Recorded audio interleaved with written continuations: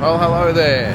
Welcome to a special edition of Walking Boxing. I'm currently in New York City, USA. So over here with the family for a few days before heading up to Boston.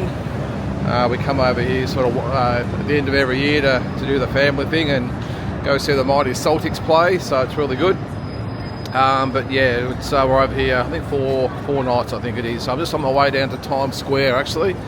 Give you a bit of a look at that. But just wanted to give a quick review of the fights yesterday with Conor BENN getting revenge over Eubank Jr. in pretty dominant display actually, really dominant display. So I'll get to that in a minute. But first of all, I went to the UFC last night, which didn't obviously end too well with, now it's Jack. I know he's got a middle name, Madalena. You think I would know this stuff, wouldn't you? You know, I've been an Aussie and obviously going to see him last night, but yeah, outclassed by the Tszyu. Is it? I can't even remember his name. That's how well I'm going. I'm not a UFC, but I can tell you. You know what I'm talking about if you follow the UFC at all, and I'm sure you would have seen it on social media or whatever. But it's a good night of fights. We got there really early, like 6 o'clock. We didn't realise that the early prelim started at 6. Then the normal prelim started at about 8:30, and the main card started at about 10. It was a long night. But yeah, Madalena come up short. Outclassed a little bit by the Tszyu, but it is what it is. But I more sort of wanted to report on yesterday's fight between, as I said, Eubank Jr. and Conor BENN. Look, I think the only thing you sort of can say is what a performance from Conor BENN. Put the demons to bed. Absolutely stunning performance by him, and Eubank just didn't turn up, did he? Just did not turn up. I'm just here at Times Square at the moment. You guys should probably see a few things in the background. I'll give you as many shots as I can as I walk down. Got to be careful around here because there could be cars coming from anywhere and who knows what else. But yeah, I thought it was just a dominant performance by Conor BENN. And look, he started well. And I think that the thing is with the whole thing, it boils down to one thing. Maybe a couple of things that I'll get to, but the one obvious thing for me was the jab. He used the jab better this time. I think in the first fight he barely even threw a jab, and so that's what he built his whole plan on, was jab to the head, jab to the body, double up the jab, all these sorts of things. And I thought that's what really held him in good stead. As I just get around this guy here, I'll probably have to navigate the crowd here a little bit, but we'll see how we go. But yeah, jab after jab after jab, and I think that's what was the basis of his performance yesterday. Really good plan, and Eubank Jr. just did not seem there, did he? I know the weight has been used a lot in the aftermath of the fight about what went wrong, but it didn't seem to matter the first time around. So I know he said he's been to hell and back and all this other stuff, and I get that, but I'm not quite sure I sort of wear it. I understand it to a certain extent, I do. But end of the day, he made the weight. He was actually lighter than what Conor BENN was, and he talked up a good game. Said he was going to repeat the dose. See you behind me there, by the way. That's one of the. You can see a little bit behind me here as I go. By the way, a little bit of a touristy thing as I do my video. But yeah, I just thought Eubank just didn't turn up. He looked off or out of sorts right from the word go, didn't he? On the back foot, just did not seem interested at all. Conor BENN, look, did something I didn't think he would be able to do, and that was really put it on Eubank and have success. I think his patience was great. As I said, the jab was the platform of everything that he did. And I just think he really showed Eubank a clean set of heels. He really did. And look, I'll just get through here. Oh, jeez. Come and say that shit one more so I can slap you. Jeez, okay. Probably not the best place to do it down here, I think. I think I'll go over here and maybe sit over. It's not as busy as it normally is, by the way. It's a Sunday morning. It's about 11:30 or something. So it's not usually as busy. Normally is a lot busier than this. Actually, I'll see if I can get him over there. See him in the background, the dancing, the naked cowboy. I'm not sure if you can see him over there. Anyway, in the background. But yeah, look, I thought that Tszyu Eubank really struggled early. Conor BENN really, I think he did the right thing by really putting it on him straight away. Got him on the back foot. Jab to the head, jab to the body, come in with the right hand, just being aggressive and putting on Tszyu Eubank and getting him, as I said, on the back foot. And he really stayed there for the whole fight, didn't he? He just could not get into gear. I thought that maybe he was employing a similar strategy as he did in the first fight, where he gave away the first 2 or 3 rounds to Conor BENN and then picked it up as he went. But he was in first gear while he was really in neutral for the start, and he really struggled to hit that next gear. But I thought after sort of 3 or 4 rounds he might have started to find his groove just a little bit. He picked it up, but Conor BENN just wouldn't be denied, and that's probably pretty much every round the same. I really struggled to give Tszyu Eubank a round during the fight. He looked like he was going to get going, then he would stall, and then he would get going again, and he'd stall again, and he had his moments. I think the first, I'm just trying to think here, I think the first probably 2 rounds were clearly to Conor BENN. The third round, I think, was sort of even. I think a lot of the fans sort of might have given it to Eubank Jr., but then after that was just all one-way traffic. I thought that maybe one of the later rounds that he might have stolen. But I think on the scorecards he might have got 1 round, another card it was 2, and another one it might have been 3. I can't remember, but I'll give it to Conor BENN. He just wouldn't be denied. There's probably not a lot to say about the whole review. I mean, it was just round after round after round, which was the same. I'm not sure how you guys seen it, but I just thought that again, as I said, Tszyu Eubank Jr. a lot said about the weight issues and everything else, but it didn't seem to matter the first time around. I just think that Conor BENN did what he had to do. As I said, he put him on the back foot, made him work sort of 3 minutes of every round, and Tszyu Eubank just struggled to get going. I know I've said it a couple of times, but that was just the theme of the whole fight. And I think at the end of the day, the scores actually flattered Tszyu Eubank Jr. to some extent. I thought it was just a dominant performance. I didn't think Conor BENN had it in him. I really didn't. I didn't think that he was a good enough fighter with high enough IQ to be able to change his strategy, change his mindset. You could see it was a massive relief to him getting the win. He did say afterwards it wouldn't be a trilogy. He was just happy to put it to bed. And I get that. I mean, a lot of people saying afterwards there probably should be a third fight. Yeah, I don't sort of differ in his mindset in that. Well, he's got his win now. He did it definitively. It wasn't close at all. I think he said afterwards, the first fight he didn't fight a smart fight. He let emotion overwhelm him and didn't fight to his normal strengths. I didn't look at when he said that after the first fight. I didn't believe him. I just thought he just wasn't a good enough fighter. I really didn't. I just thought that he was outclassed by Eubank. He'll probably do the job again. But credit where credit is due for Conor BENN. I just thought that he did something that I didn't think he was capable of doing, and that is changing everything up, and especially getting on that jab.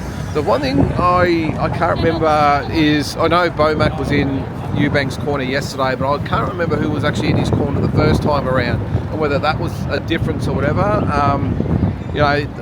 That's probably another way to look at it as well, is whether that played a factor in it as well, that the first trainer he had in the first fight wasn't in his corner. As I said, I can't remember, but Bomac certainly didn't bring too much to the table, I can tell you. Maybe there was a good strategy in place and he just couldn't implement it, but he just looked like a fighter who had nothing left. And I know that feeling on a lower scale, when you think you've had a great camp, you think you're in great shape, you think you're physically and mentally ready to go, and then you get in there and you just cannot pull the trigger.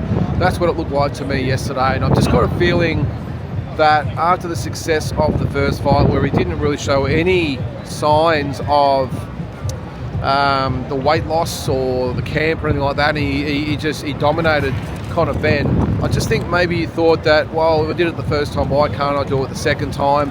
And maybe putting his body through that for a second time is what really brought him undone in the end. Maybe it just all caught up with him. He's 36 years of age, been through a lot of camps, a lot of tough fights, and again just couldn't pull the trigger against a young guy who fought a lot smarter this time around. I don't know. You could go round and round and round about whether it was just Conor Benn with his changed mindset, changed strategy, whatever, or whether it was Chris Eubank with the weight and maybe his strategy. So either way, it doesn't really matter. Conor Benn gets his redemption. And I really felt good for him. I've never been a fan of Conor Benn. I've just thought he was all sort of bravado and didn't really bring a lot when he actually got in the ring. I think he's always been really carefully matched, and I thought he was a bit of a pretender, if I'm being honest. And not to say beating Chris Eubank Jr. was the same as beating a Terence Crawford or whatever that might have been. He's a long way from that, but you've got to give credit where it's due, and that is Conor Benn did exactly what he had to do, and I feel good for him. I really do. And my attitude, I think I said in a previous video that I saw him in the Eddie Hearn documentary, and I probably got a different perspective of him in that. I think he's just a guy who just wears his heart on his sleeve pretty immensely, and I think that's what he brings to the ring. And when he behaves like that, he's a totally different guy. When he just bees himself like he was after the fight yesterday, he can be pretty likeable, I suppose. And I suppose the question now comes, what happens to him? He did say that he wanted all the best fighters at 147. I think that's probably a good move for starters, is to go back down to 147. Don't worry about 154, because as good as he looked yesterday, I'm not quite sure he's still going to be good enough to push those really good guys at 154. I don't think he comes anywhere near the Virgil Ortiz's or Boots Ennis's of the world, or Sebastian Fundora's. I think they'd be far too good for him. But I think if he goes back down to 147, guys like Barrios and Roller Romero, I think he is a fantastic chance of beating both of those guys. As long as he stays away from probably Norman and Haney, depends on who wins that one, I think he'll be okay. But I definitely think he can beat Romero and Barrios, and it looks like he'll get that opportunity. So that's probably about all I can say about that fight. I think everyone that of you guys that's seen it out there will probably share my point of view, is that Conor Benn just wanted it more, and Chris Eubank just didn't turn up. And there will be, I know, a few of you out there that will put it on the weight. Others will be giving Conor Benn his props. I think it's just a bit of both. I think you've got a young guy who wanted redemption, trained hard, did everything he needed to do to change tact. And I think Chris Eubank Jr. did struggle with the weight and everything else. So I think it's a combination of everything. But at the end of the day, it doesn't really matter. Absolutely dominant display by Conor Benn, and he fully deserved his win. I did think he was actually going to get him out of there in the end. The thing is, I think they were all saying on the replay that it was a right hand. I actually think it was a jab that sort of rattled him, and then I think the right hand might have just clipped him on the back of the ear. But whatever it was, it had an effect, and I thought the fight was over in that 12th round. And then the second one was more of an accumulation, sort of and almost like a bit of I won't say a push, but it wasn't really the punch effect that got him in the end for the second knockdown. I think it was more just the accumulation, and down he went. But either way, it didn't matter. He won quite comprehensively, and he moves on. It's just a couple other bits of news. I think I did see about Joseph Parker. I've had a few people message me that. I don't know what's happening with Joseph Parker with the cocaine allegations. It's pretty out of sorts for Joseph Parker, isn't it? I mean, to think that someone like him is such a clean skin and seems like a family-orientated man. If it is true, that is crazy stuff. I wouldn't have thought it. Well, if you had said to me, pick someone in the boxing game who you think this would sort of happen to, I would have said no. The last person would be Joseph Parker. So look, it hasn't been proven yet, although you very rarely see the B sample come back and clear someone from the A sample. So look, I really hope they've got it wrong, but as I said, it doesn't usually happen that way. And if it does happen that it is the case, you would assume that Well, I was just going to say, do you assume that he might be banned or whatever, but is it a bannable offence to use cocaine? I know it's not really performance enhancing. Is it on the list? I don't know. It's obviously an illegal drug. Whether that comes into, I don't know, but we'll see. But either way, it's going to really tarnish the good guy image of Joseph Parker, isn't it? So, and isn't it amazing to think that before the Wardley fight, sitting on top of the ratings of most organisations, clearly in everyone's minds, the number one challenger for Alexander Usyk, and all of a sudden he loses to Wardley, has these allegations thrown on him, and all of a sudden his career's almost in tatters, isn't it? So it's amazing how quick it turns. So look, I really hope they're wrong, but again, I know it doesn't usually happen that way. I suppose it's an example of it can happen to anybody. If it can happen to Joseph Parker, even though it is self-inflicted, it's not like anything anyone sort of put it on him, have they? He's done it to himself if it is the case. But yeah, you just never know what goes on behind the scenes with a lot of these sort of athletes, do you? And what they get up to. But as I said, like Joseph Parker, family man, just seems like a real down-to-earth sort of guy, just crazy. So we'll see what happens with that. And I've had a few people also send me some stuff about Tszyu. He's done a couple of interviews, and a lot of people are not happy with Tim, I've got to say. Look, I haven't seen a lot of it. I've been a little bit busy, obviously, with travel and whatever else has been going on, so I haven't seen all of it. I've just seen some clips. But yeah, a lot of people not overly impressed or happy with Tszyu, which again is crazy. I've commented on this a few times that it's amazing how he could not put a foot wrong there for a long, long time, and all of a sudden it seems like he can't put a foot right. And look, the argument seems to be, or the consensus seems to be, that for what's happened in 3 of his last 4 fights, especially 2 of those where he's been completely dominated and stopped and knocked out, that he's now sort of almost puffed the chest out, and it's got a little bit, I don't know whether you call it arrogant or a little bit ahead of himself or whatever it might be, but or disrespectful or whatever. But it's probably, if I had an ear to Tim's ear, I would probably say just maybe keep it low key for now. Keep it low key as far as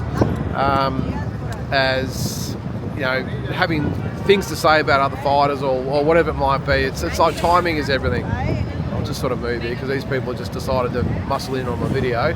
But yeah, I don't know. I haven't really got a comment, as I said, because it's a little bit early to again, without having seen the whole video, to cast opinions on that one. But as I said, it doesn't matter what I think. But the general boxing consensus out there amongst the fans is that it's a little bit early for him to start, as I said, puffing the chest out and having things to say about different things. I think the clip I did see was him more talking about Nikita and Zarafa, where he said he didn't really care about the fight, and something about southpaws being Zarafa's kryptonite, and he thinks that Nikita will be able to capitalise on that. I don't know, but all that will be revealed on January the 16th. But yeah, I think, as I said, if I had a little bit of advice for Tim, it would just be maybe just keep the interviews to a minimum for now, and if you have got something to say, maybe just play a straight bat. Just say, oh yeah, well, you know, this might happen and that might happen, and just keep it not really controversial, because everyone will be just analysing everything that he says. Again, it's hard to comment without seeing everything. I'm just going by what everyone sort of sent to me and what I've seen online with all the comment sections and all that sort of stuff. If he wants people to sort of jump on board and get back on the Tszyu train, I suppose, it's just, as I said, play a straight bat. Be very black and white. Don't have any grey in there where people can interpret things their own ways. Just stay in your lane, as the Americans like to say over here. So that would be my advice to Tim. So anyway, so you can see behind me just a little bit. I'll give you a little bit more of a view. There's, I'm not sure you can see there, all the billboards, and it's actually on face lock at the moment, so it's not going to leave me. But you get a little bit of an idea of where I am. Times Square, it's always an unbelievable place to come and visit. And I'm not quite sure what we'll be getting up to while we're here. We sort of came here for the UFC, and the basketball is on Tuesday night. So yeah, and that's probably the main reason we're here. Then we're going to jump on the train and go up to Providence, Rhode Island, and then from there another, I think it's an hour's train ride up to Boston from there to see those Celtics play. So guys, I think that's going to do it. I know it's not, I haven't really sort of reinvented the wheel with the review, but again, there's not really much I can say about this. Is the Eubank and BENN fight yesterday. So give me your thoughts anyway. I'll just go for a bit more of a walk around here, see what I can get up to, and I might do another review after this weekend's fight with the Benavides and Yard card. A few more fights on that to analyse. I didn't actually see any other fights yesterday. I just literally got back to the hotel room, paid my $40 and watched the fight, just the main event fight yesterday. So, and I don't think the undercard really set any records as far as excitement goes anyway, did it? So I might do a more comprehensive review after this weekend's fights, where I should see most of them anyway. So guys, that's going to do it for this episode. I know it is actually Sunday here, the 16th of November. I'm sure by the time you see this, it'll be the Monday, I think, over there, the 17th. So it's a little bit confusing with all the time differences. But anyway, hope you enjoyed the fight yesterday. Have a great day, and we'll talk to you next time. Not quite sure when. Hopefully in the next few days on Walking Boxing. Thanks, guys. See you next time.